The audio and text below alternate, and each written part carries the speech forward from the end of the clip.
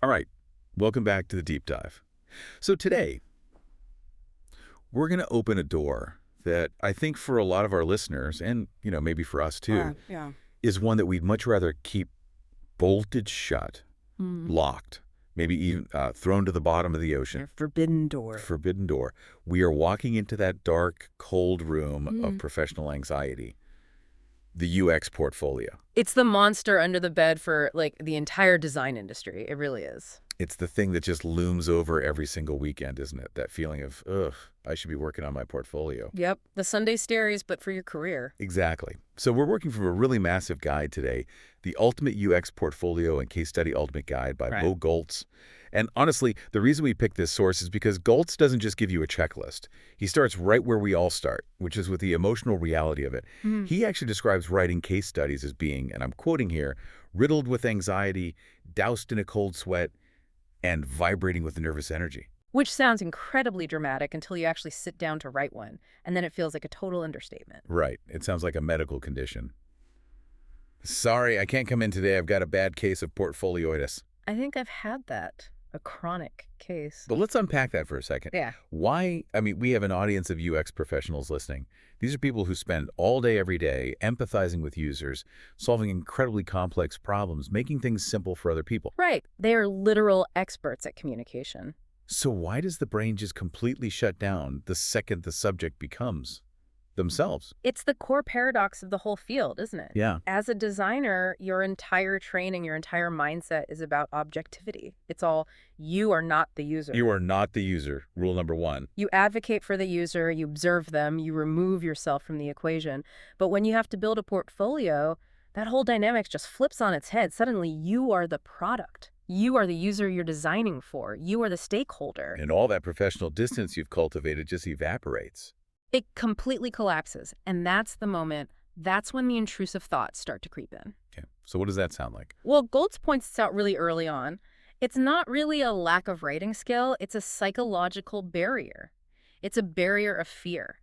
You look at a project you did, maybe 2 years ago, and you don't see the shipped product or the success. No, you see the messy file names. You see the messy file names, you see the arguments you had with the developer about padding, you see all the features that got cut because the budget ran out. You just see the compromises. You see all the compromises and you think, oh God, if I show this, they'll know. They'll know I was just making it up as I went along. Which, and let's just do a public service announcement for everyone listening right now. Yeah.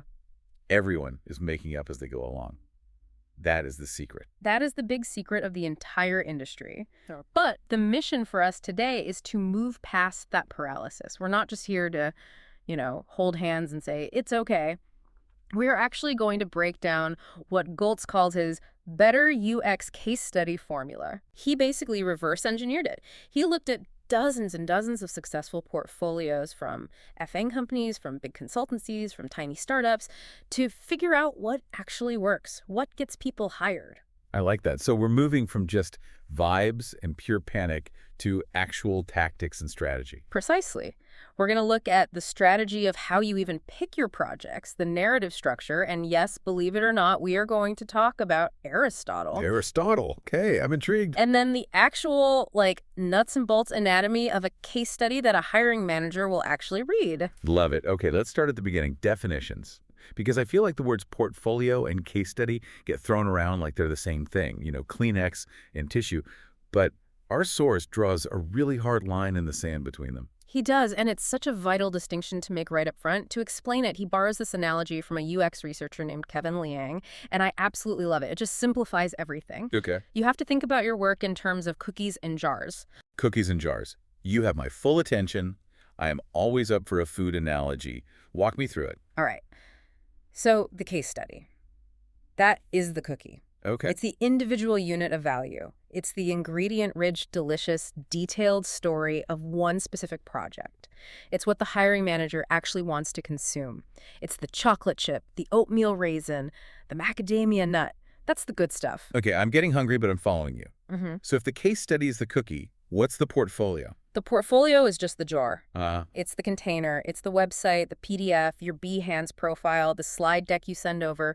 It is simply the vessel that holds the cookies. okay, I see where this is going, and I feel personally attacked already. We spend all of our time decorating the jar, don't we? We spend months decorating the jar. Designers will obsess, absolutely lose their minds over the kerning on their homepage navigation or the perfect micro-interaction for their About Me button. The exact hex code of gray for the background. Yes, all of that. And meanwhile, the case studies inside the cookies are stale, or they're half-baked, or they just don't exist at all. Of course, because decorating the jar is fun. It's safe. It's pure visual design, which is what we love. Baking the cookies, actually writing the case study. That's hard. That requires introspection. It's incredibly hard, but it's the only thing that actually matters. A hiring manager might look at your beautiful website and go, oh, that's nice, for about 3 seconds. But if they click into a project and all they find is 3 screenshots and a paragraph of lorem ipsum, You're done. The interview is over before it started. it's over. You could have the plainest glass jar, a simple Notion page, a basic PDF, but if the cookies inside are world-class, you win. That's the game. That is such a liberating thought. You're telling me I don't need to learn how to code a custom React site with, like, WebGL transitions just to get a job? You absolutely do not. In fact, sometimes all that flashiness actually distracts from the work itself. It gets in the way. So, if we're following this analogy, let's talk about quantity. Volume. How many cookies do we actually need in the jar? I feel like there's this pressure to fill it right to the brim. You know, if I've been working for 10 years, do I need to show 20 case studies? God, no. Absolutely not. In fact, that's a bad user experience for the recruiter. Right. Too much choice. Yeah.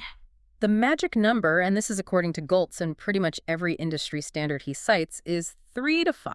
3 to 5 projects, that's it. That feels surprisingly low. It feels low, but think about the user for a second. The recruiter is just skimming. If you have fewer than 3, it might look like you don't have enough experience. It looks a little thin. Okay. But if you have more than 5, you're actually diluting your best work with your okay work. Yeah. You're asking the user to go hunting for the good stuff. Your portfolio should be a curated list, not a warehouse. Not a warehouse? Oh. I love that. Okay, so if we only get 3 to 5 slots, the pressure to pick the right ones is suddenly intense. This gets us to the strategy phase. Before we write a single word or design a single pixel, we have to pick the projects. So how do we choose? Do we just pick the ones that look the prettiest? That is the trap. That is the #1 trap. Most people just pick the projects with the best final UI, the shiniest screens, or they'll just pick the last 3 things they worked on because it's still fresh in their mind. Right, the path of least resistance. Exactly. Goltz suggests a much more rigorous, much more strategic approach. He calls it the inventory method. The inventory method. It sounds like we're working in a supply chain, not a design studio.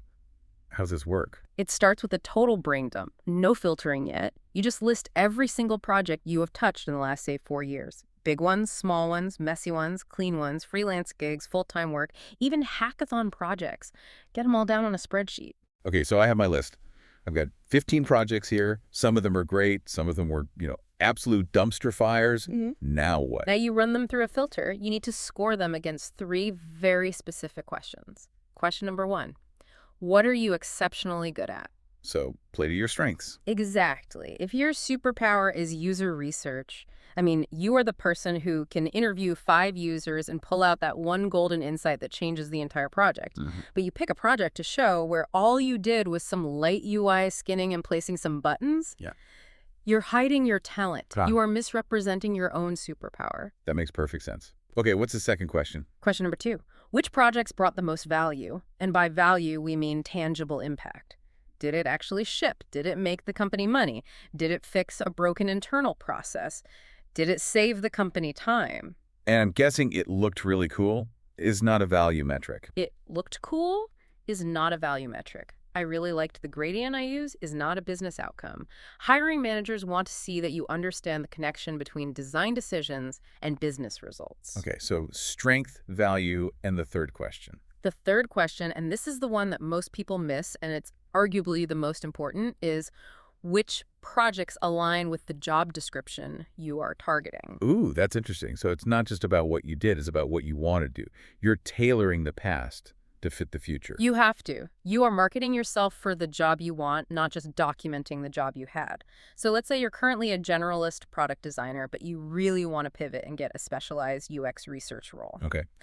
If your portfolio is full of these beautiful, high-fidelity visual design projects, but there's no methodology explained, no research process, you are signaling to the world that you are a UI designer. Right. You're accidentally attracting all the wrong offers for the jobs you don't even want. Exactly. And the reverse is true. If you want to be a visual designer, don't show me a 5,000-word essay on information architecture with, like, no final screens. You have to curate the evidence that proves you can do the job you are applying for. It's the difference between an archive and a marketing campaign. An archive's job is to keep everything for history. A marketing campaign's job is to show you exactly what you need to see to make a purchase decision. That is the perfect way to frame it. Your portfolio is a sales tool, and if a project doesn't sell your specific skill set for the specific role you want, you have to cut it, even if you love it. Even if it was your favorite project ever, kill your darlings. Kill your darlings. Yeah. Brutal, but necessary. Okay, so we've done the inventory, we've brutally killed our darlings, we have selected our top 4 projects, we're ready to build. Now, my instinct, and I think the instinct of 99% of our listeners, is to open up Figma or Squarespace or Webflow and start laying things out. Yep. Let's pick the fonts. Let's see the grid. I want to make it look like a website. And that is exactly what Goltz calls the #1 mistake. He has a principle called the right first principle. And he treats this like a commandment, like it's carved in stone. His golden rule is, content comes before design. But wait, we're designers. We think visually. Why force us to write into boring Google Doc first? That feels like homework. It feels like homework, but it saves you so much pain later. Because if you start with the design, you get distracted by the container, by the jar, before you've even baked the cookie. You start tweaking margins and font sizes and color palettes before you even know what the story is that you're trying to tell. It's incredibly inefficient. You'll spend 3 hours perfecting the layout for a section, and then you realize later you don't have enough content to actually fill it. Or the content doesn't even make sense in that order once you write it down. Exactly. It's procrastination disguised as productivity. Look, I spent 5 hours on my portfolio today. Yeah, but all you did was move a text box back and forth by 1 pixel. I have never felt so seen in my entire life. It is. But even more importantly, design is supposed to support the content. If you don't know what the content is, how can you possibly design for it? You end up with like a beautiful photo gallery that's too small for your data visualization, or a layout that has no room for your problem statement. You're just putting the cart way, way before the horse. So what's the workflow he prescribes?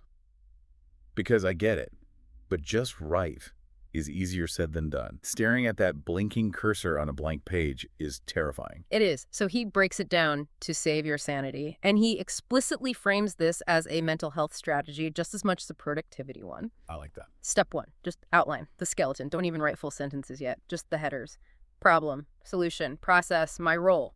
That's it. Okay, that's manageable. I can do that. Step 2, start filling in the details, section by section. Don't worry about the flow or making it sound good yet. Just get the facts down. Bullet points are fine. A brain dump. A total brain dump. Oh, step 3. And he specifically calls this outtake mental health breaks. I really appreciate that that's an official step in the process. It acknowledges this is draining. It is so draining. It's emotional labor. This is a marathon, not a sprint. You cannot write 3 amazing case studies in a single weekend. It will break you. Step 4. Then you edit and refine, you cut the fluff, you read it out loud to see if it sounds like a human, and only then, step 5, after all of that, do you finally open the design tool. It sounds like what he's trying to get us to do is treat the portfolio itself as a UX project. I mean, you would never start designing an app interface without having wireframes and a content strategy first, right? Exactly. You are the user of your own creation process. Make it easy on yourself. Don't try to do visual design and creative writing at the exact same time. They use different parts of your brain. Switch modes deliberately. Okay, let's dig into that creative writing part, because storytelling is such a massive buzzword in tech right now. It's everywhere. Everyone's a storyteller. I'm a storyteller. You're a storyteller. The smart toaster is a storyteller. The toaster is definitely a storyteller. But Mo Goldzels, he actually gets technical about this. He's not just using it as, fluffy jargon. No, he grounds it in classical narrative structure. I mean, he references Joseph Campbell's hero's journey, and he actually breaks it down using Aristotle's 7 elements of storytelling. Aristotle applied to UX. I feel like I'm back in my philosophy 101 class. Yeah. How does this actually apply to a case study about like a mobile app. It fits surprisingly well because a case study is a drama. It's a story about change. It's a story about overcoming obstacles. So according to Aristotle in Goals First, you need a protagonist. Okay, that's me, the designer. Yes, and this is a huge stumbling block for so many designers. We're trained to be humble, to be team players, so we write, we did this, the team decided that, we shipped this feature. Right. Always we. But in a portfolio, you are the hero of the story. If you just say we for everything, the hiring manager has no idea what you actually did. Did you lead the user research, or did you just fetch the coffee for the workshop? It creates this vague fog around your actual skills and contributions. It does. You have to be the main character. You have to say, I led the research, I designed the prototype, I was the one who facilitated the stakeholder workshop. Okay, so be the protagonist. What's next on Aristotle's list? You need a setting. That's the context, the business objectives, the constraints, the timeline. We had 2 weeks and absolutely zero budget. That sets the scene. Right. Then you need conflict. Conflict. And that's the user problem, I assume. It's the user problem, yes, but it's also the internal struggle. It's the terrible legacy code that you had to work around.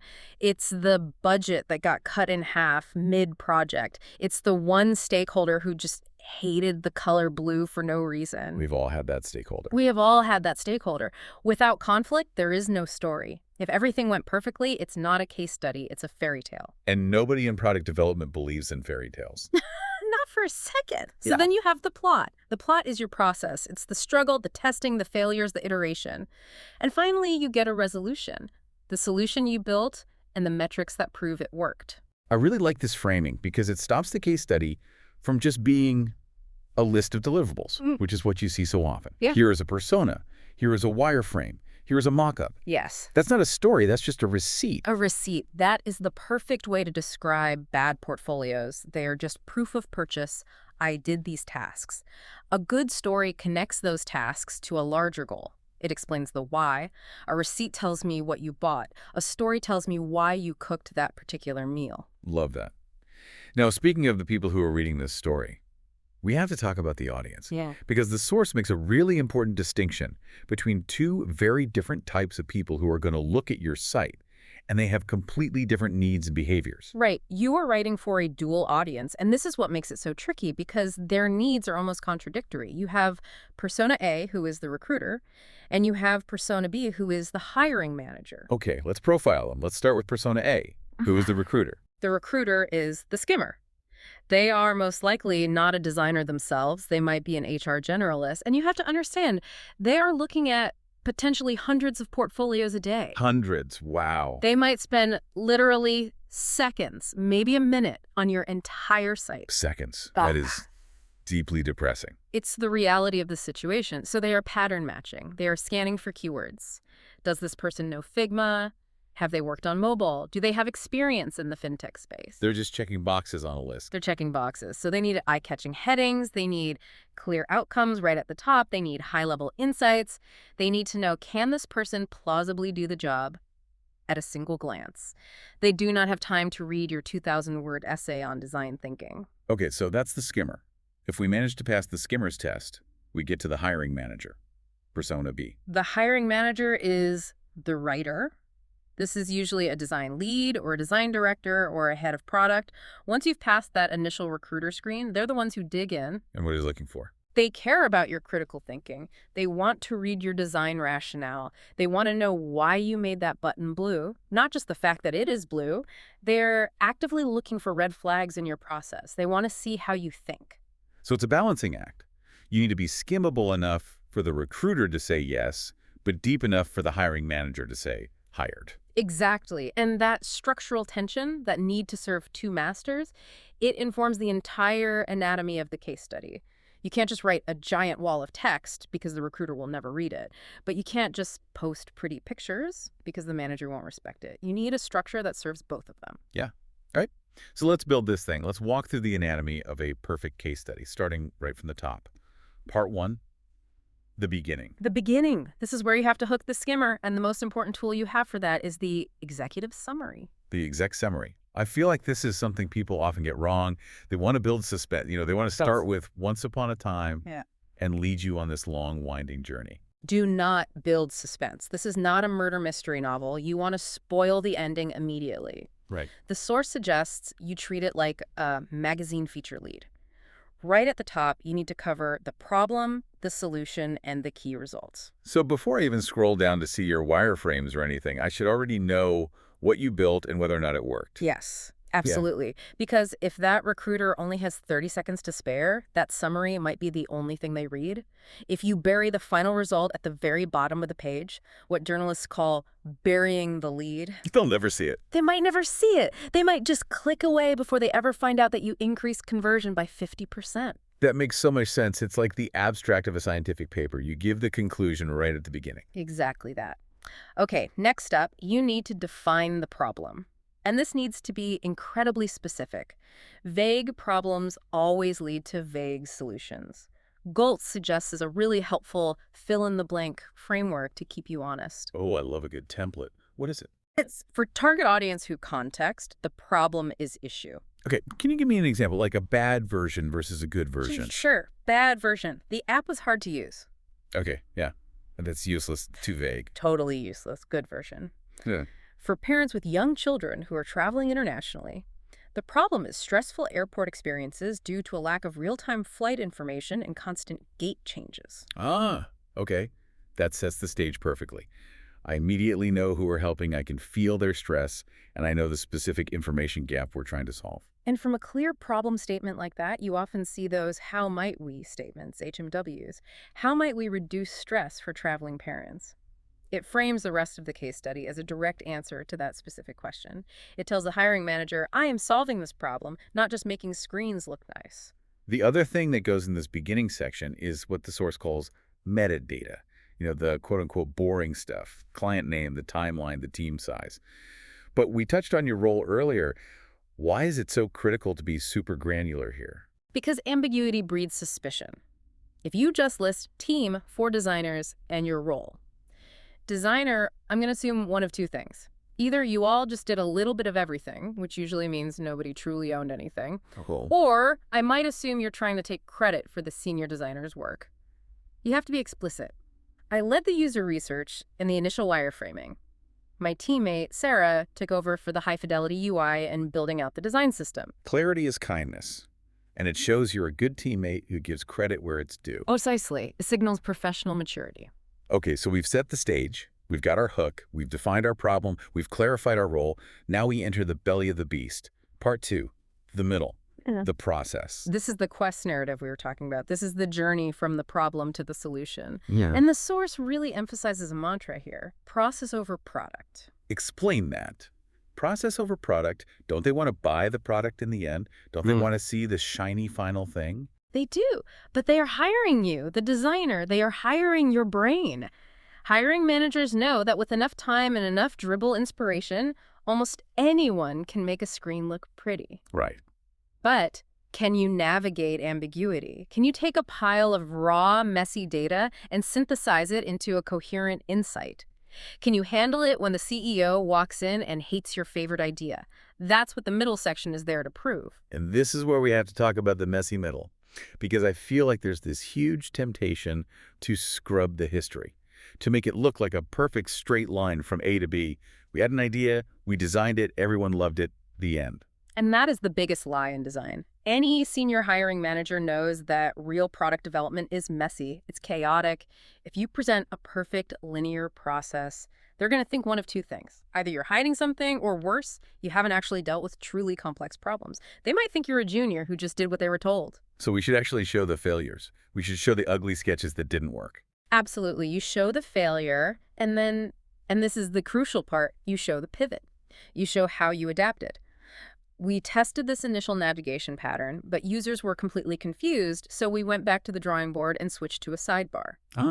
That one sentence is worth more than 10 beautiful screenshots because it shows critical thinking and a lack of ego. It shows you actually listen to the data. It shows you aren't just married to your first idea. Right. It shows resilience. And when we talk about methodology in the section, showing your research goals warns against just listing things. You see this all the time. We did surveys. We did interviews. We did a card sort. The laundry list approach. Look at all the cool UX tools I know how to use. Just checking boxes. We did a card sort. Okay, Why? Why was a card sort the right tool for that specific problem at that specific moment? Maybe a tree test would have been better or cheaper. You have to connect the method to the insight. So it should be, we did a card sort because users were telling us they were confused by our navigation labels, and this exercise helped us restructure the information architecture around their mental models. Exactly. Connect the dots. It's not a grocery list of UX terms. It's a rationale for your decisions, Okay. and you need to show synthesis. Don't just show the raw data, show the aha moment. Show how you moved from data to insight. A lot of junior designers, they'll post a picture of a wall covered in sticky notes. Oh, the classic wall of Post-its photo. Every portfolio has one. The wall of Post-its. It looks very designy, but it doesn't actually tell me anything. Those sticky notes are just the raw material. Show me the affinity map you built from the sticky notes. Show me the core theme you discovered after clustering them. That's the real job of a designer. Creating order from chaos. That's a really great distinction. The sticky notes are the what, but the insight you derived is the so what. Exactly, the so what. Okay, so we've struggled through the messy middle. We've pivoted based on feedback. We've synthesized our research. Now we finally arrive at the destination. Part 3, the solution and the end. The climax of the story.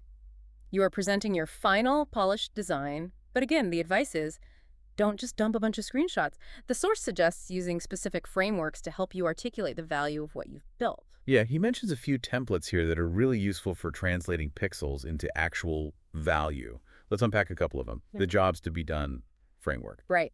JTBD. This is fantastic for explaining the purpose of a feature. The format is verb plus object plus context. So, for example, empower group members to support one another. Okay. It focuses on the human outcome, not just the technical feature. It's not add a chat button, it's enable support. And then there are user stories, which we see in agile environments all the time. The classic format. As a persona, I want to action so that benefit. So, as a busy parent, I want to check my flight status with one hand so that I can hold my toddler with the other. That is so much more vivid and powerful than just showing a screen and calling it flight status screen. It puts the human right back in the picture.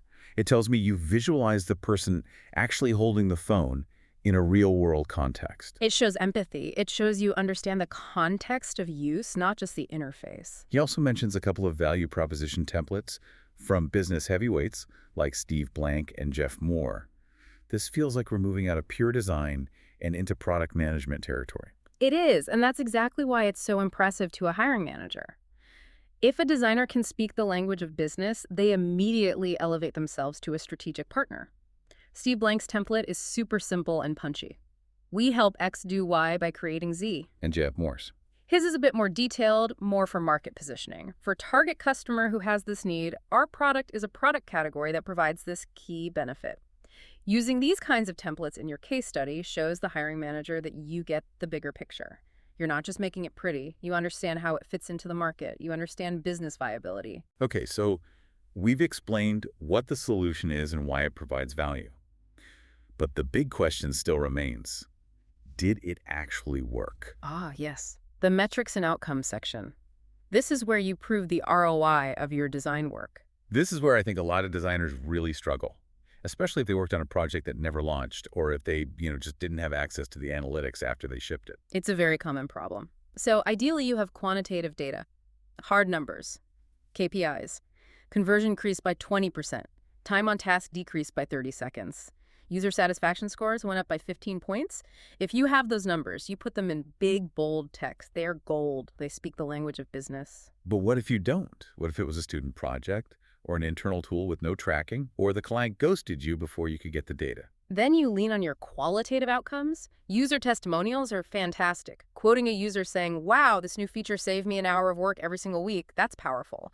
Or you can use press quotes if the project launched publicly and gave some good reviews. And what if you have absolutely no data at all? Say the project was canceled before launch. That happens. It happens to the most senior designers all the time. In that case, you focus heavily on the reflection. The source calls this the what I learned section. And Goltz says the key question to answer is, what would you do differently if you had more time or more budget? Oh, I really like that. It turns what could be seen as a negative, a failed project, into a positive. It totally does. Answering that question honestly shows incredible maturity. It shows you're capable of looking back at your own work critically. It transforms a failed project into a story about a lesson learned. And frankly, a designer who can self-critique is often way more valuable than one who just thinks everything they do is perfect. So that's the full anatomy, beginning, middle, end, process, solution. It seems straightforward when you lay it out like that, but there are definitely some pitfalls along the way. The source has a whole section on advanced tactics and common mistakes. And the biggest one, the one he seems to hate the most, is something he calls image dumping. Oh, the image dump. It is the absolute bane of hiring managers everywhere. This is when a designer takes like 20 high-fidelity screenshots, pastes them into a long scrolling page one after another, and then just walks away. No context, just a wall of pretty pictures, a wall of pixels. It's basically saying to the recruiter, here, you figure it out. You figure out what this is and why any of it matters. It forces the user to do all the work. And as we know, don't make me think is the first rule of UX. If you make the hiring manager think too hard just to understand your work, they are going to close the tab.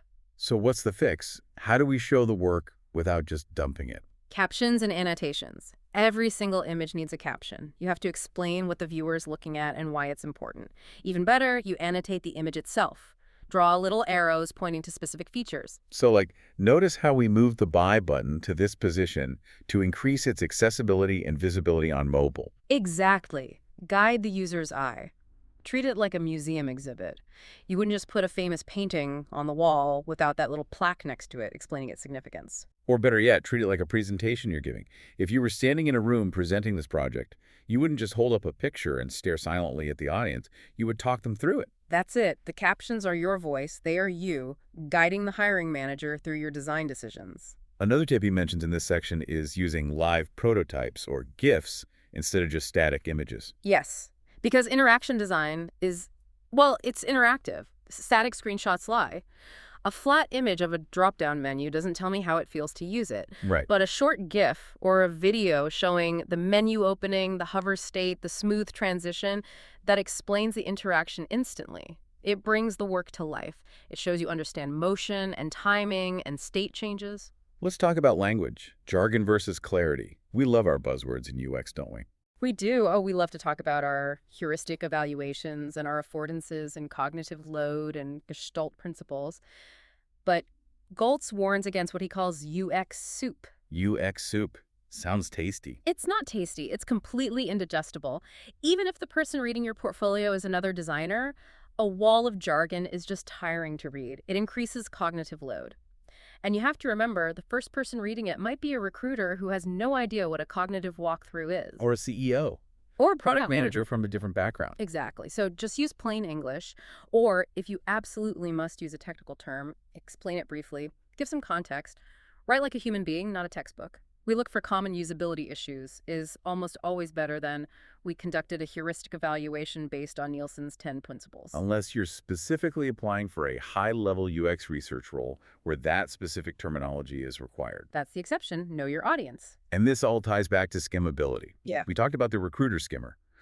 What are some really tactical, simple ways to make a long case study skimmable? Visual hierarchy.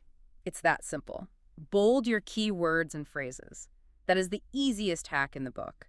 If a recruiter only reads the bold text in your case study, they should still be able to get the basic gist of the story. That's a great test. Use bulleted lists, break up long paragraphs, absolutely no giant walls of text. The source quotes another designer, Ian Fenn here, who critiques portfolios for being overly detailed and looking like an unloading of the entire design process. That's the unloading. It's when you can tell the designer was just so afraid of leaving something out that they just dumped everything they ever did for the project onto the page. And then we had a meeting, and then we got coffee, and then we made a sketch, and then we had another meeting. It looks desperate. It looks desperate, and it shows a lack of confidence. Confidence is editing. Confidence is being able to say, here are the 3 things that actually mattered in this entire 6-month project. So the goal is to aim for a magazine feature feel, not an academic thesis. That is the perfect visual guideline. Think about a magazine. It uses pull quotes, sidebars, big headers, captions. It's designed to be dipped into and skimmed. A thesis is designed to be trudged through from beginning to end. Be a magazine. Be Vogue, not a PhD dissertation. Before we wrap up the tactical stuff, the source does list a few alternative frameworks. We talked about the hero's journey and Aristotle, but there are others like STAR and PAR. Yeah, these are acronyms that are very popular in behavioral interviewing, but they work just as well for structuring a written case study. STAR stands for situation, task, action, result. The classic corporate interview structure. It is, but there's a reason it's a classic. It works because it's logical. It forces you to cover all the important bases. PR is even simpler. Problem, action, result. And another one is PPPO, which is parts, purpose, process, outcomes. Does it really matter which one you choose? Not really. The important thing is that you have a structure. You choose the framework that best fits the specific story of that particular project. If the project was very results heavy, maybe the simple PIR framework is best because it gets to the result faster. Right. If the project was more about navigating a really complex team dynamic, maybe STAR works better because it allows you to separate the situation from the task you were given. It's about having a skeleton so the rest of the meat doesn't just flop around on the page. That is a vivid image, but yes, it is 100% accurate. Okay, so we've covered the strategy, the anatomy, the common mistakes. We're coming toward the end of our deep dive here. Yeah. I want to circle back to the mindset, because we started this whole conversation talking about anxiety, the cold sweat. The fear. Mo Goltz has this philosophy he calls the unboot camp. It's this idea that you can do better UX tomorrow by upskilling today. And he frames the portfolio not as this terrible burden, but as a tool for taking control of your career. And that's the mental shift you have to make. If you view your portfolio as a test that you're currently failing, it's paralyzing. It feels like Judgment Day. But if you can reframe it and view it as a strategic marketing tool, it suddenly becomes empowering. How so? You become the product manager of your own career. You get to decide how the world sees you. You are the one who gets to control the narrative. And he gives some final advice that I think is so necessary for anyone listening right now who is deep in procrastination mode on their portfolio. He basically says the hardest part is just starting. It's all about the shitty first draft. That's a legitimate writing technique from the book Bird by Bird. You have to give yourself permission to write a terrible first draft. Just get the words out, use the outline method we talked about. Just fill in the blanks with whatever comes to mind. You can't edit a blank page. You can fix a bad page, but you can't fix a blank one. And you shouldn't fear the judgment of others. His final piece of advice is, take control of your career and write a case study without fear. It really is about confidence. Even if the project itself wasn't perfect, your ability to tell the story of that project can be perfect. That's the part you have 100% control over. You can frame a total failure as a massive learning opportunity, and that can actually make you a better hire than someone who just got lucky with an easy success. And remember that it's a marathon. You have to take those mental health breaks. Treat it like a real project. You wouldn't burn yourself out on a client project. Don't burn yourself out on your own. And just remember that everyone else, even that designer you admire on LinkedIn with the perfect portfolio, is just as anxious about it as you are. That helps too. Shared misery is always comforting. It really is. So to quickly recap our deep dive today, a portfolio is a jar, case studies are cookies. You only need 3 to 5 really good cookies. Write all the content before you even think about designing the layout. Use a storytelling structure like the hero's journey or STAR. Don't bury the LADAR. Put your results right at the top. And for the love of all that is good design, please caption your images. And don't just dump screenshots, please. We are begging you. We're on our knees, please. I have one final thought to leave you with, though. Something to mull over as you start this process. We've talked a lot today about the portfolio as a document, as the sort of static thing you build and then send out into the world. But in a world where AI is changing how we work, and where soft skills and process are becoming even more valuable than just pixel pushing. Yeah. Where are you going with this? Think about this. Is the static written portfolio going to be enough anymore, or should we be moving toward more dynamic forms of storytelling? I'm talking about video walkthroughs. You know, embedding Loom videos in your case study where you actually talk the hiring manager through your design decisions. Okay. The source mentions using live prototypes, but maybe the future is the live designer, showing your personality and your voice and your communication style right alongside your work. The case study of the future might be less of a magazine article and more of a short documentary. That is a fascinating and slightly terrifying thought. Are we moving from reading to watching? It's just something to consider for your next big portfolio update. I love that. All right, everyone, stop shivering in a cold sweat. Open up a Google Doc, not Figma. Write that shitty first draft. You've got this. Good luck with the job hunt. And keep documenting your work as you go. Thanks for listening to The Deep Dive. We'll see you next time.